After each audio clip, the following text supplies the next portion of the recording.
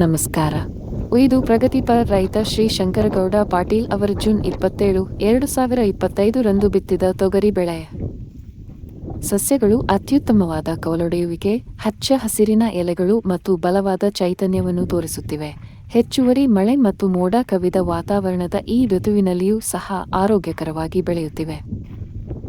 ತೊಗರಿ ಜೊತೆಗೆ ಅವರ ಸೂರ್ಯಕಾಂತಿ ಬೆಳೆ ಕೊಯ್ಲಿಗೆ ಕೇವಲ 10 ದಿನಗಳ ದೂರದಲ್ಲಿದೆ ಮತ್ತು ಎತ್ತರವಾಗಿ ನಿಂತಿದೆ. ಆದರೆ ಜೂನ್ 26 ರಂದು ಬಿತ್ತಿದ ಅವರ ಹತ್ತಿ ಬೆಳೆಯೂ ಸಹ ಶಕ್ತಿ ಮತ್ತು ಚೈತನ್ಯದಿಂದ ಸಮೃದ್ಧವಾಗಿದೆ. ಒಟ್ಟಿಗೆ ಸೂರ್ಯಕಾಂತಿ, ಹತ್ತಿ ಮತ್ತು ತೊಗರಿ ಎಂಬ ಈ 3 ಬೆಳೆಗಳು ಸಾವಯವ ಪೋಷಣೆಯು ಸಸ್ಯಗಳನ್ನು ಹೇಗೆ ಸ್ವಾವಲಂಬಿಗಳನ್ನಾಗಿ ಮಾಡುತ್ತದೆ ಮತ್ತು ಹವಾಮಾನ ಒತ್ತಡವನ್ನು ತಡೆದುಕೊಳ್ಳುವ ಸಾಮರ್ಥ್ಯವನ್ನು ನೀಡುತ್ತದೆ ಎಂಬುದಕ್ಕೆ ಹೊಳೆಯುವ ಉದಾಹರಣೆಗಳಾಗಿವೆ. ಇದು ಹವಾಮಾನ ಸ್ಮಾರ್ಟ್ ಸಾವಯವ ಕೃಷಿ ಮತ್ತು ರೈತರ ಯಶಸ್ಸನ್ನು ಬೆಂಬಲಿಸುವಲ್ಲಿ ಕುಬಾ ಆರ್ಗಾನಿಕ್ಸ್ನ ಶಕ್ತಿಯ ನಿಜವಾದ ಪ್ರದರ್ಶನವಾಗಿದೆ. ರೈತ ಬಾಳೆ ಬೆಳಗಲಿ, ನಾಡು ಬೆಳಗಲಿ.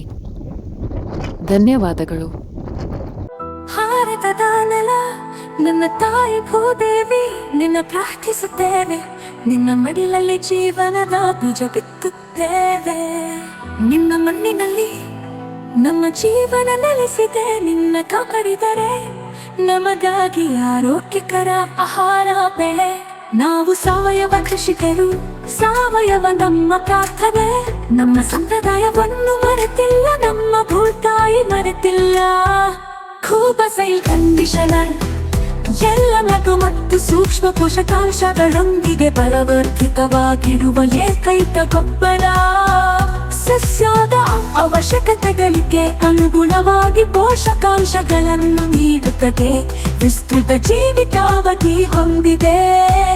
ತೇವಾಂಶವನ್ನು ಸಂಗ್ರಹಿಸಿ ನೀರಿನ ಕೊರತೆಯಲ್ಲಿಯೂ ತಾಪಮಾನ ಹೆಚ್ಚಾದರೂ ಹಸಿರು ಬೆಳೆಯ ಚೈತನ್ಯವನ್ನು ನೀಡುವ ಜೀವಧಾರೆ.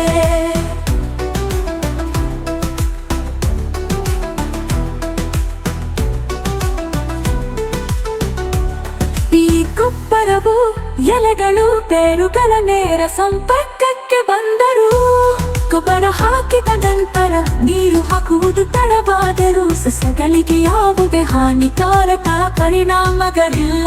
ಆರೋಗ್ಯಕರ ಮಣ್ಣು ಆರೋಗ್ಯಕರ ಸಸ್ಯದ ಆಧಾರವಾಗಿದೆ.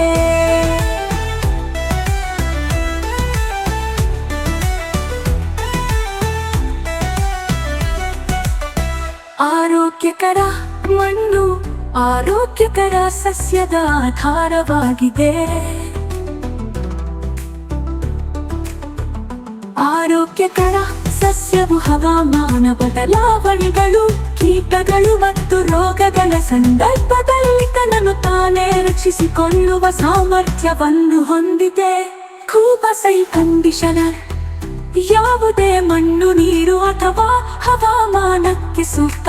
ಎಲ್ಲ ಬೆಳೆಗಳಿಗೆ ವೆಚ್ಚ ಪರಿಣಾಮಕಾರಿ ಸಾವಯವ ಕೃಷಿ. ಬೇರೆ ಯಾವುದೇ ಗೊಬ್ಬರ ಬೇಕಿಲ್ಲ. ಕೂಬಸೈಲ್ ಬೂಸ್ಟರ್ ಬೀಜ ಸಂಸ್ಕರಣೆ, ಬೇರುಗಳ ಸುರಕ್ಷತೆ ಮತ್ತು ಬೆಳವಣಿಗೆಗೆ. ಕೂಬಾ ಮೋಟರ್ ಕಡಿಮೆ ಬೆಳಕಿನಲ್ಲಿ ಬೆಳವಣಿಗೆಯ ಸಹಕಾರ. ಹೂ ಬಿಡುವಿಕೆ, ಹೂ ಮತ್ತು ಹಣ್ಣು ಇಳುವರಿಯನ್ನು ಹೆಚ್ಚಿಸಲು. ನ್ಯಾಚುರಲ್ ಹಾರ್ಟಿಕಲ್ಚರ್ ನಮ್ಮ ಭೂತಾಯಿಗೆ ವಿಷವಲ್ಲ, ಗಿಡಮರಗಳಿಗೆ ಅಥವಾ ಅದರ ಹಣ್ಣುಗಳಿಗೆ ಎಂದಿಗೂ ವಿಷವಲ್ಲ. ನೈಸರ್ಗಿಕ ಕೀಟರೋಗ ತಡೆಗಟ್ಟುವ ಸಹಾಯಕ. ಇದಕ್ಕೆ ಜೊತೆಯಾಗಿ ಕೀಟರೋಗ ತಡೆಯಲು ಒಡನಾಡಿ ಸಸ್ಯಗಳನ್ನು ಬಳಸಿ.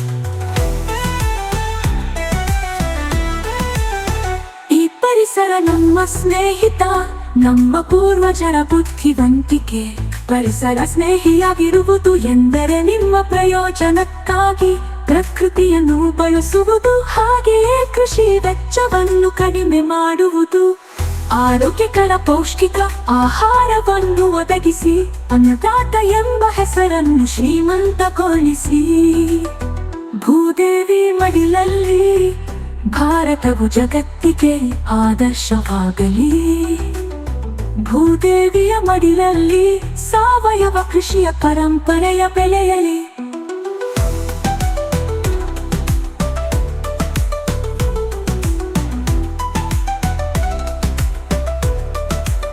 ನಮ್ಮ ಮಕ್ಕಳ ಭವಿಷ್ಯ ಭವಿಷ್ಯಕ್ಕಾಗಿ ಆರೋಗ್ಯಕರ ಮಣ್ಣು ಉಳಿಯಲಿ, ಆರೋಗ್ಯಕರ ಆಹಾರ ಬೆಳೆಯಲಿ.